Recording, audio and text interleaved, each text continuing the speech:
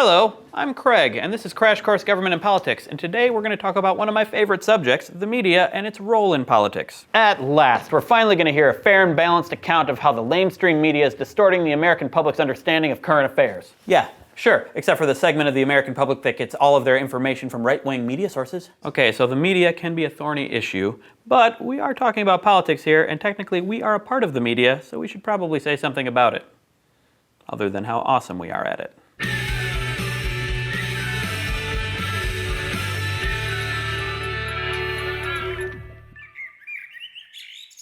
Now I am the media. So, in terms of politics, the main function of the media is to provide information so people can make decisions and get involved in politics. Sorry. For the economically inclined, the media lowers information costs. Rather than going out and researching what we might want to know, which takes time and effort, various media outlets tell us stuff that they think we will find useful. We probably have a sense of what we mean by media, but it's a good idea to break it down into types because each of the forms of media works slightly differently, and the role of the different types has changed a lot over the years. There's a lot more beards, for instance. The oldest form of media, at least that we are going to talk about today, is print, which means newspapers and magazines. Print is no longer the main source of information for Americans, but it sure used to be, especially in the days when some large cities had papers that would put out a morning and afternoon edition. But just because fewer people are reading print media doesn't mean that they aren't very important. For one thing, most of the other news media organizations rely on print for their news. Newspapers like the New York Times and the Washington Post still break most major news stories and provide a lot of information for television and internet news. Print media also tend to offer more detailed and comprehensive news stories, although this is changing quickly. One aspect of print media that is often overlooked is that it's still the main source of news for educated elites, and these are the people whose opinions tend to matter a lot in making policy. If you're skeptical about this, watch a morning news program or check out an article on a news aggregator website and see how often the program or article references the Times or the Post. You might be surprised. The second oldest, and in some ways still most important source of political information comes from broadcast media. As a YouTuber, I hate to say this, but television still reaches more Americans than any other form of media, and it remains an important source of political information. Radio is less important at reaching a diverse mass audience, although talk radio, especially conservative talk radio, matters a lot in the political media landscape. Despite its massive reach, broadcast media has a significant drawback in shaping public opinion. Television stories are very short, usually less than 2 minutes long, and therefore less informative. A third major media force in politics is, what's that called? The internet. You probably already know that though since you're watching this video. It's a little bit tricky to write about how the internet affects politics because it's changing so rapidly, but there are a few things we can say. As a news source, the primary advantage of the internet is that it can update so quickly. This is great for breaking news, although there's an argument that it pushes news organizations towards creating more stories and hot takes,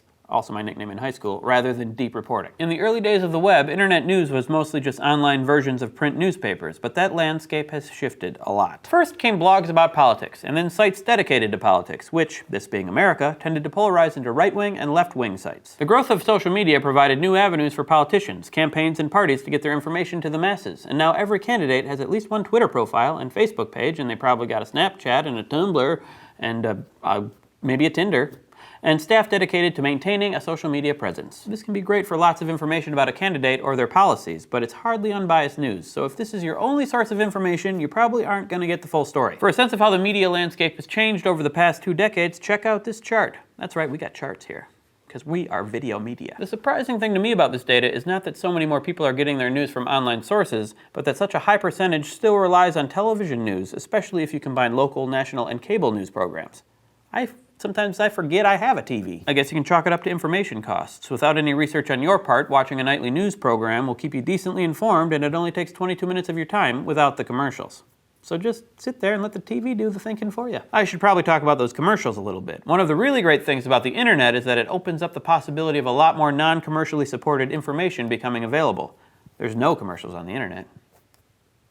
A serious complaint about broadcast and print journalism is that because they're primarily financed by advertising, news organizations have an incentive to not report on stories that are critical of their parent organizations or advertisers. This doesn't stop us from getting negative reports about News Corp or the Washington Post Group, but they're unlikely to report on themselves. So this question of how much we can trust the news comes down largely to issues of bias, because it's pretty rare that news organizations lie outright. Without the public trust, readers and viewers will just go somewhere else.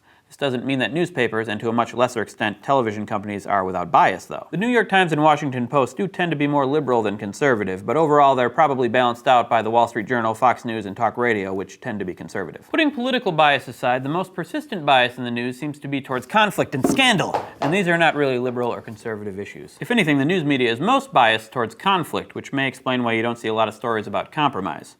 Two politicians smiled and shook hands today, and then walked away, happy.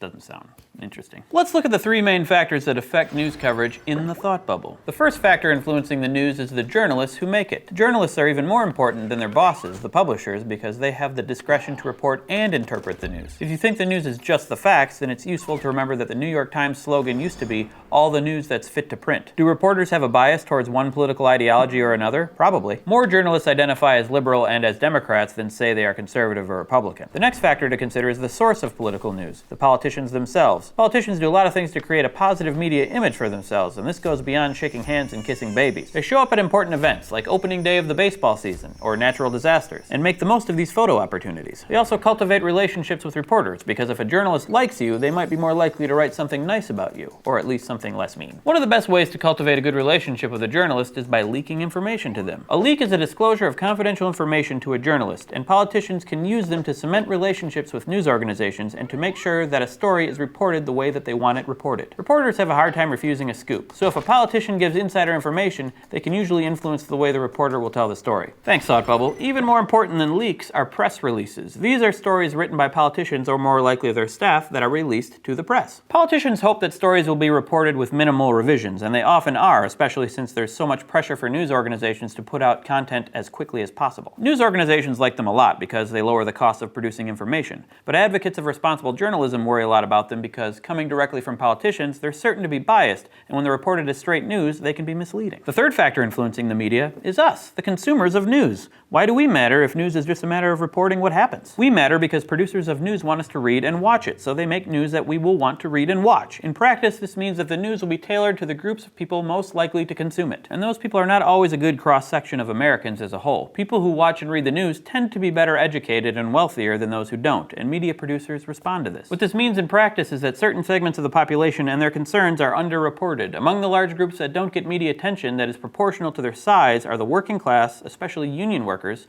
religious groups, veterans, and various minority groups. So the media plays an important role in American politics as the filter through which politicians can make information available to the public. The media, as the name suggests, mediates this information and shapes it in powerful ways. In the sense that it doesn't actually create or change the structures of government, you could argue that the media isn't all that important to the American political system. But if you believe that information is key to understanding why and how American politicians act, then we start to see media in a new light. In many ways, the most important thing about media is what it doesn't cover. It's really hard for voters and other citizens to formulate opinions and try to influence their elected representatives if they don't know that something is even an issue. Even in the 21st century, when there are so many more sources of information to choose from, there are still stories we don't get to hear. The first step to hearing them is probably a better understanding of the media and its importance as a political institution. Thanks for watching. See you next time. Crash Course is produced in association with PBS Digital Studios. Support for Crash Course U.S. government comes from Vocal. Vocal supports nonprofits that use technology and media to advance social equity. Learn more about their mission and initiatives at vocal.org. Crash Course was made with the help of all of these unbiased journalists. Thank you. Except for that guy. He's pretty biased. That was not even a journalist. I don't even know who that is.